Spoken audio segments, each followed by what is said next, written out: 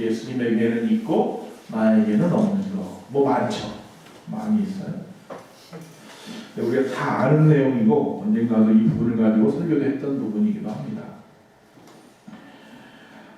그 연령별로 생각하는 성공의 기준이 다 다르다고 합니다. 그렇겠죠, 당연히. 그렇죠?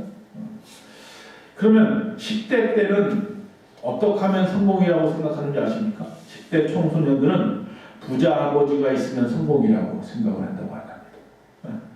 20대는 좋은 대학에 들어가면 성공이라고 생각을 합니다. 30대는 좋은 직장에 취업하면 성공했다고 생각한답니다. 40대는 잔소리를 안 들으면 성공했다고 생각을 한답니다. 그럼 50대는 뭘까요? 공부 잘하는 자녀가 있으면 성공했다고 생각을 한답니다.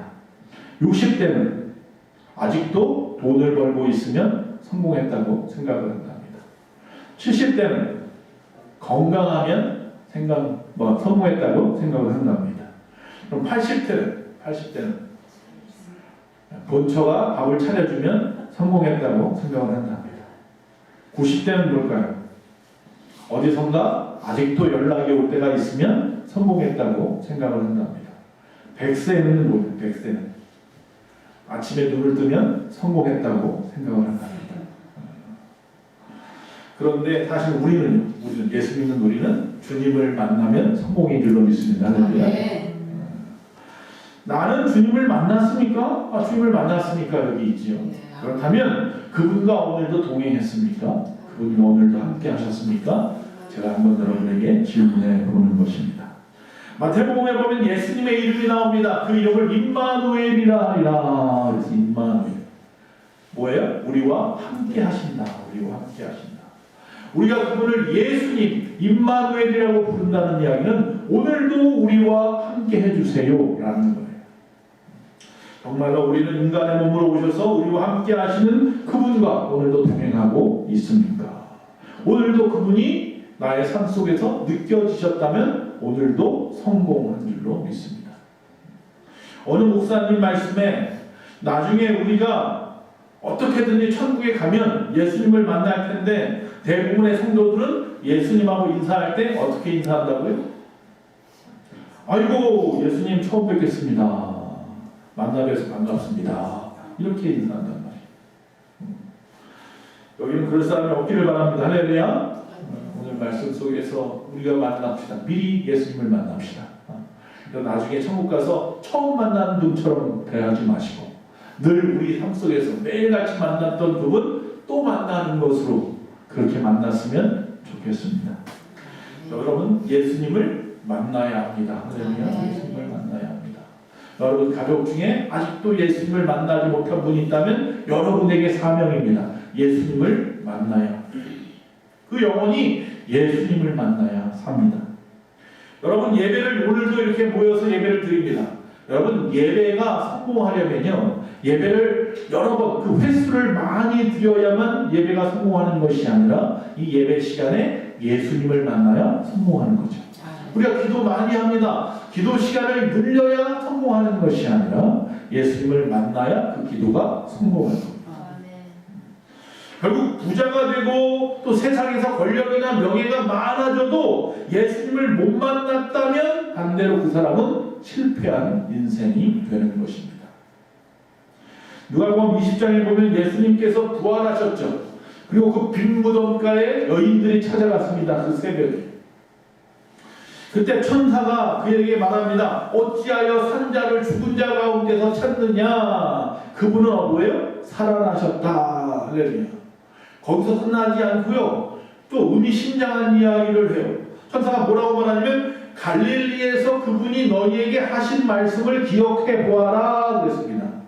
즉 너희가 이 새벽에 부활하신 예수님을 만나러 왔는데 그 예수님은 여기 안 계시고 다시 살아나셨기 때문에 산자들 가운데 계셔. 그런데 너희들이 곰곰이 생각해봐라. 예수님께서 저 갈릴리 바닷가에서 말씀을 전하실 때 뭐라고 하셨는지 그 말씀을 기억하는 자들은 예수님을 만날 수 있다. 그럼 갈릴리 바닷가에서 무슨 말씀을 했나? 사복음서에서 좀 찾아볼게요. 첫 번째, 마태복음 18장 19절에서 20절입니다. 두세 사람이 내 이름으로 모인 곳에 나도 그들 중에 있느니라. 할렐루야. 두세 사람이 모여있는 곳, 예수 그리스도의 이름으로, 그곳에 주님이 계시더라. 두 번째, 마태복음 25장 42절 45절에 보니까 지극히 작은 자 하나에게 한 것이 곧 내게 한 것이라. 지극히 작은 자에게 무엇이나 너희가 베푼 그곳에 내가 있다는 이야기죠. 마태복음 28장 19절 20절에 가서 제자를 삼고 세례를 주고 분부한 모든 것을 가르쳐 지키게 하라. 할렐루야. 다시 말하면 예수의 이름으로 모이기에 힘쓰는 자, 예수의 이름으로 작은 자를 돌보는 자, 예수의 이름을 전하고 가르치는 자들과 내가 세상 끝날까지 함께 있을 것이다. 할렐루야. 방법이 다 나왔네요. 그렇죠? 이렇게 하면 되는구나. 그러면 예수님을 만났다면, 그렇게 예수님을 만났다면 이제 할 일은 뭐냐면요, 제자들처럼 그분을 닮아가려고 노력해야 돼요. 도대체 뭘 닮아야 하느냐? 예수님의 뭘 닮고 싶습니까? 만약에 여러분들에게 예수님 한 가지, 예수님의 것 중에서 한 가지만 닮을 수 있다고 하면 뭐 하고 싶습니까? 무리를 걷고 싶은가요? 오병이어의 기적을 막 일으켜서 배고프지 않고 평생 배부르게 살고 싶습니까? 죽은 자를 막 살리고 싶습니까? 뭘 하고 싶습니까? 성경에서 예수님은요, 내게 와서 뭘 배우라면 겸손을 배우고 온유함과 사랑함을 배우라고 말씀하셨어요. 내가 예수님을 만나서 그를 닮고 싶다라고 하는 이유는 그분의 그 온유하심과 겸손하심과 그 사랑하심을 담기 위해서야. 그것은 이 온유나 겸손이나 사랑이라는 것은 어떤 드러나는 현상이 아니라 예수님의 그 삶을 배우라는 이야기를 하고 있는 거예요. 특징 세 분이 있습니다. 고 노무현 대통령이나 김수환 추기경이나 고 전태일 열사, 이 세 사람은 똑같은 별명을 가졌었습니다. 그게 바로 뭐냐면 바보예요. 바보라는 이름을 가졌습니다. 여러분, 우리가 예수님을 닮아야 하는데 예수님에게 있는 우리는 무엇을 닮아야 되느냐? 우리에겐 없고 예수님에게 있는 것 하나가 뭐냐면 예수님은 바보스러웠다.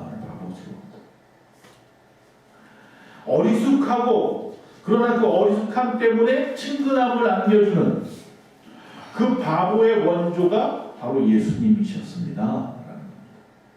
그래서 한한상 총리 박사님께서 바보 예수라는 책을 썼는데 거기서 이렇게 말합니다. 바보라는 말은 바로 보고, 바로 보살피고, 바로 보듬는 자를 뜻합니다. 요새 말은 바다의 보배가 아니라 바로 보고, 바로 보살피고, 바로 보듬는 자.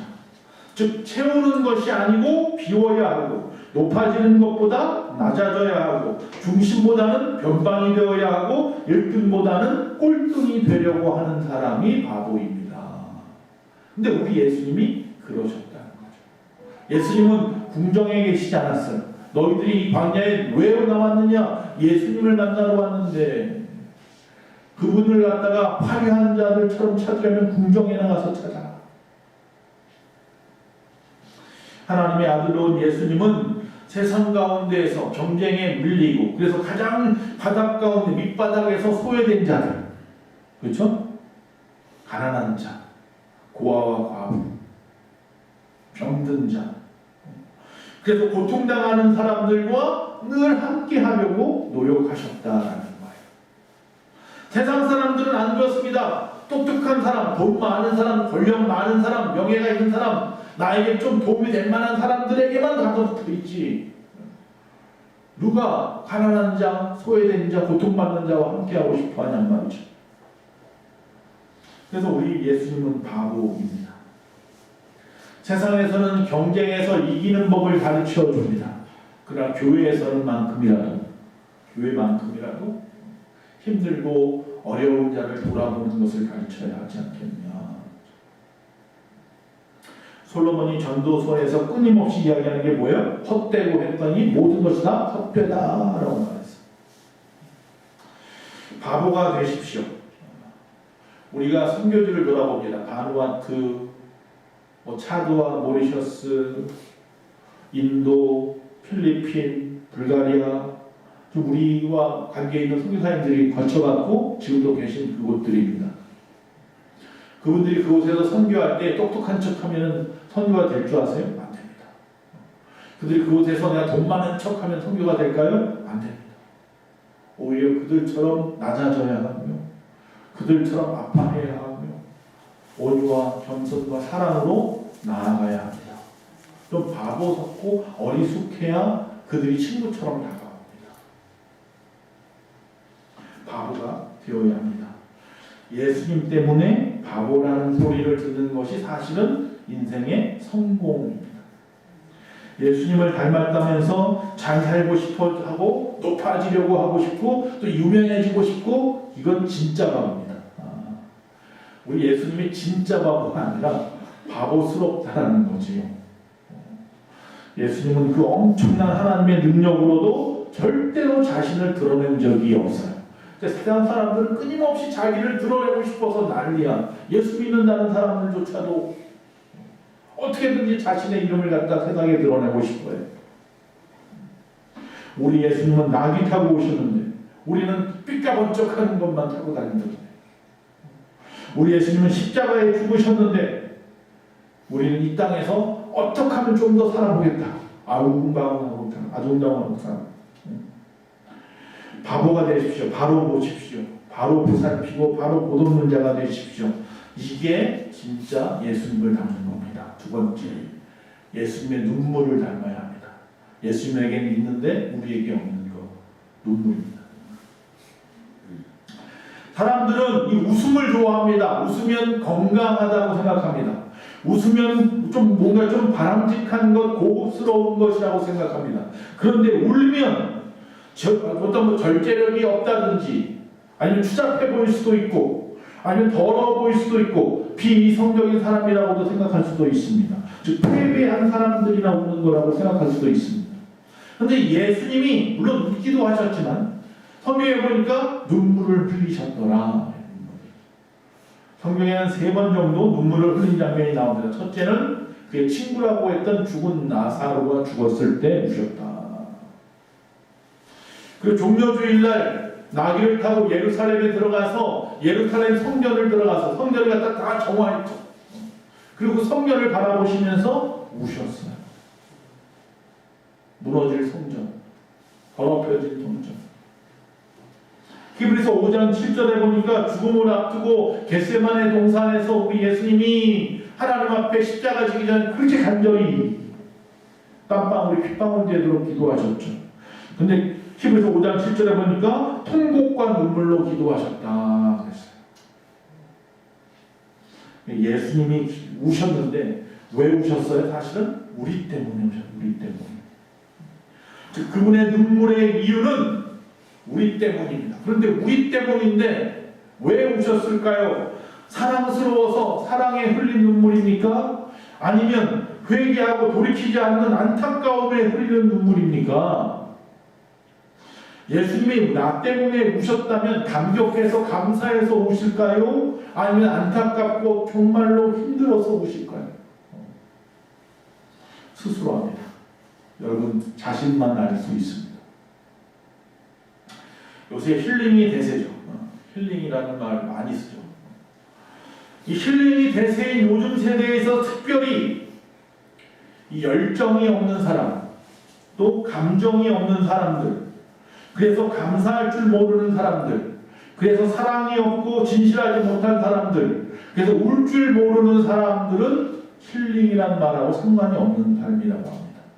그래서 힐링은요, 예전에는 건강을 위해서 많이 웃는다고 했어요.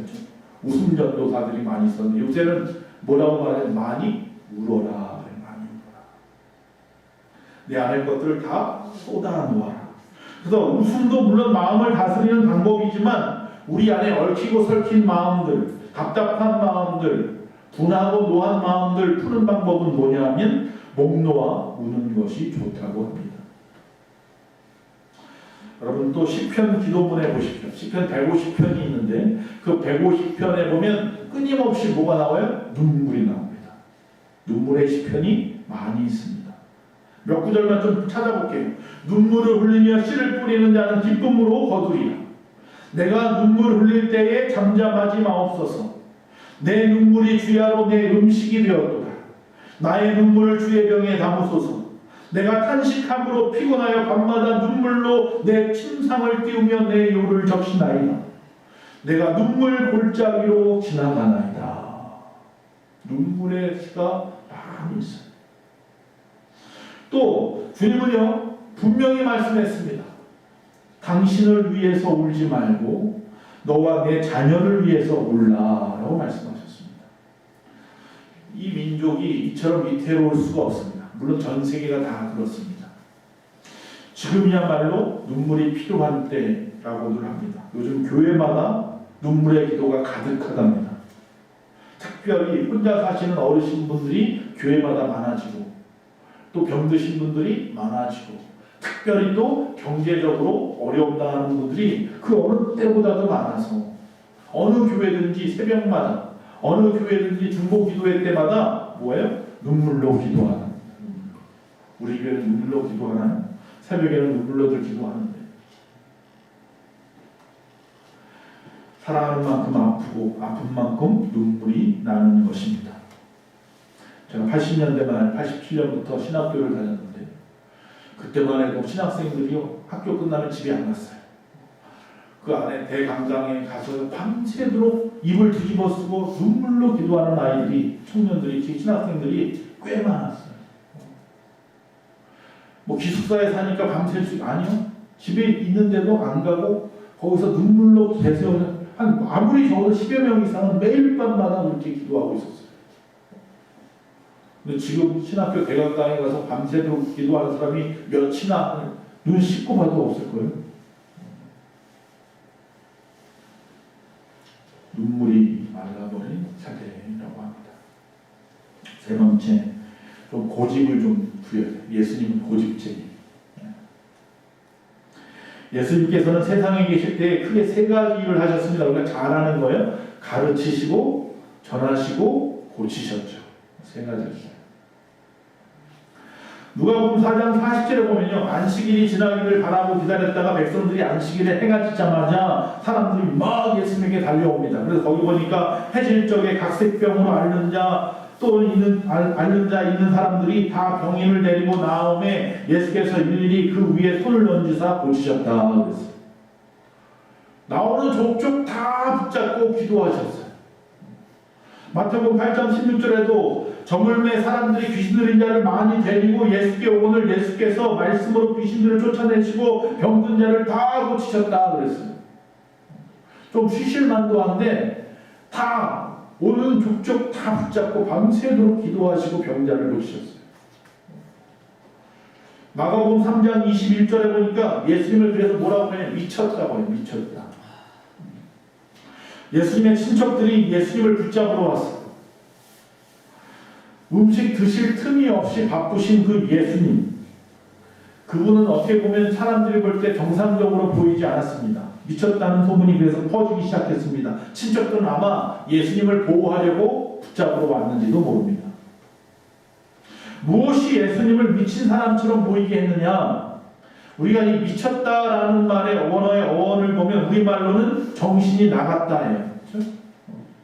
근데 히브리어도 비슷해요. 히브리어는 뭐냐면 자기에게서 바깥으로 나갔다라는 거예요. 예수님께서 자기의 주관에 따라, 자기의 생각이나 감정에 따라서 자기의 이익이나 자기의 무엇을 추구하기 위해서 미친 듯이 이렇게 일하시는 게 아니고 아버지의 뜻을 따랐을 뿐이다 라는 거예요.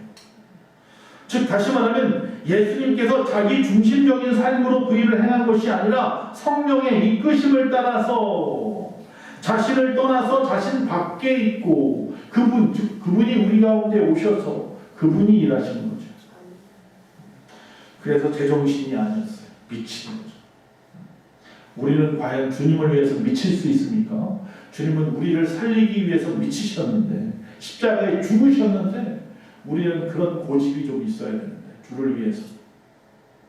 나를 위해서는 그럴 수 있을지 몰라요. 공부하기 위해서 밤을 새는 일은 있어도 주님을 찾기 위해서 밤새도록 기도하고 부르짖는 자는 없어요. 미치잖아요. 예수님이 바쁘신 일과 중에서도 가장 중요하게 생각한 게 뭐예요? 기도죠.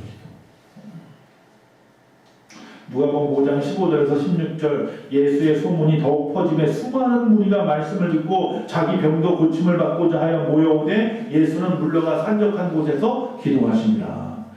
어떤 병자가 와도 다 고쳐주는데 단 어느 시간에는 안 고치느냐면 정해놓은 그 기도 시간만큼은 한적한 곳으로 물러가서 항상 기도하십니다. 주님을 만나는, 하나님을 만나는 시간만큼은 꼭 떼어놓고 기도하셨던 분이 예수님. 그래서 예수님은 하루를 가르치는 것, 전파하는 것, 고치는 것으로 열심을 부렸지만 그러나 무엇보다도 항상 쉬지 않으시고 새벽으로 밤으로 기도하신 분이에요. 이처럼 예수님은 바보 같으시고 또 울보 같으시고 고집쟁이 같은 삶을 살아오셨어요. 왜? 모두가 다 자기 때문에, 자기를 위해서? 아니, 우리 때문에. 우리를 위해서. 그리고 이 모든 것보다 그분은 기도가 우선이었던 분이에요. 예수님에게는 있고 나에게는 없는 거 하나씩 좀 찾아봐야 할 것 같습니다. 내 뜻을 버리고 하나님의 뜻이 이루어지기를 바라는 것. 그런 마음을 가진 사람은 늘 주님의 뜻을 생각하기 때문에 주님의 일생을 닮아가려고 늘 노력하는데 우리는 얼마나 주님을 닮기 원하십니까? 뭐 기도는 맨날 임마누엘 주님 나와 함께 하십시오. 오늘도 나와 동행해 주세요. 나를 도와주세요. 보호해 주세요. 인도해 주세요. 공급해 주세요. 해달라는 건 그렇게 많은데 예수님 닮기 원합니다는 없어요. 기도하는데 내가 예수님을 닮기 원합니다. 그래서 나도 예수님을 닮기 원해서 세상에 나가서 가르치고 전파하고 어려운 사람을 도와주고 이렇게 세워주는 일을 하고 싶습니다. 늘 날마다 주님하고 기도의 시간에 대화하고 싶습니다. 주님은 너무나 고집스러우셨습니다. 그분은 우리를 절대로 그래서 포기하지 않으셨습니다. 우리와 예수님 사이에는 보이지 않는 끈이 있어요. 성경에도 보면 사랑의 끈으로 연결되어 있다고 했어요. 사랑의 끈이 있어요. 사람마다 그 길이는 다를지 몰라도 사랑의 끈이 있어요. 근데 문제는 뭐냐면요. 예수님은 그 끈을 우리에게 묶으려고 노력하시고 우리는 뭐 하려고 그래요? 끊어버리고 도망가려고 해요. 그게 부담스러운가 봐요. 예수님 앞에 붙잡힌 바 되는 것이 너무 힘들고 어렵다고 생각하는지 끊어버리고 도망가려고 해요. 그런데 예수님은 뭐라고 해요? 고집쟁이라며요. 절대로 우리를 안 놓아요. 다시 또 끊어진 끈을 어떻게 해요? 묶고 계세요. 그럼 또 우리는 좀 시간이 지나면 또 어느 순간인가 그걸 또 끊어버리고 도망가려고 해요. 그럼 또 어느 순간에 또 예수님 나에게 와서 그 끈을 다시 붙잡고는 또 다시 묶어요. 그럼 우리는 그렇게 말을 해요. 참 고집도 질리지 않으십니까? 이제 포기할 만도 하지 않으십니까? 그럼 예수님이 씩 웃으실 거예요. 왜? 잘 봐라. 너하고 나의 처음에 그 끈의 거리가 10m였는데 네가 끊어버리면 내가 묶어버리고 끊어버리면 묶어버리고 점점 귀축이 어떻게 돼요? 짧아져. 네가 나에게 점점 다가오는 걸 내가 보고 있는데 이걸 놓을 수 있느냐? 할렐루야. 주님은 절대로 저와 여러분을 그래서 포기하지 않으실 줄로 믿습니다. 세상에 많은 도둑들이 있습니다. 저와 여러분 혹시 살아오면서 청소년기나 어릴 때라도 도둑질하는 기억이 혹시 있으십니까? 도둑질하는 기억. 저도 뭐 아버지 그 지갑에서 돈 빼왔던 기억이 있어요. 아니면 참고서 가격을 속여서 더 받았던 기억도 있고. 특히 제가 잘했던 게 뭐냐면 아빠가 10,000원 주세요. 참고서가 10,000원이에요. 그거 가지고 어디로 가냐면은 서점은 가. 근데 어떤 서점? 중고 서점으로 가. 그래서 3,000원, 4,000원짜리 사고선 여기 있어요. 대충 보여주고선 가지고 들어가. 쳤다. 참 살기 위해서 그런 짓을 많이 했어요. 참 이것도 도둑질이죠. 도둑질을 하며 살았어요. 근데 가장 큰 도둑질은 뭐냐면 자기 인생을 허비하면서 살아가는 거예요. 내 인생을 도둑질하는 거죠. 우리는 그러지 맙시다. 할렐루야. 하나님 나에게 주신 그 시간, 하나님의 영광을 위해서 예수님처럼 그 인생을 투자하면서, 그 시간을 투자하면서 사는 저와 여러분이 되시기를 간절히 바랍니다. 조금 바보가 돼도 괜찮습니다. 주님 앞에 나와서 많이 우셔도 누가 뭘하지 않을 것입니다. 내 뜻이 아니라 주님의 뜻을 위해서 좀 고집도 부리면서 살아가는 저와 여러분 되시기를 간절히 축원합니다.